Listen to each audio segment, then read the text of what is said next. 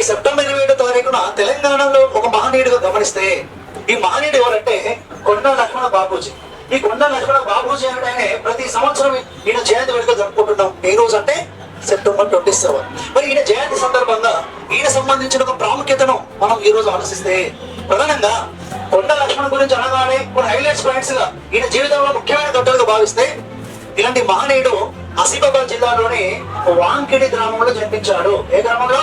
వాంకిడి గ్రామంలో 1915 సెప్టెంబర్ 27వ తారీఖున జన్మించాడు.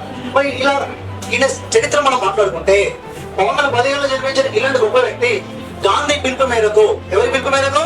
మహాత్మా గాంధీ పిలుపు మేరకు క్విట్ ఇండియా ఉద్యమంలో పాల్గొని 1942లో మరి విధంగా ఒక స్వతంత్ర సమర యోధుడుగా ఈ రోజు సేవలు అందించాడు. స్వతంత్ర సమర యోధుడిగా సేవలు అందించాడు. అదే విధంగా తెలంగాణ ఉద్యమంలో 1969 సంవత్సరంలో జరిగిన తెలంగాణ మూవ్మెంట్ లో క్రియాశీలకమైన పాత్ర పోషించిన ఒక స్వతంత్ర సమర యోధుడిగా, రాజకీయ నాయకుడిగా ప్రస్తావన చేస్తే, ఆ విధంగా పేరు గుర్తుంచుకోవాలి. ఎవరు?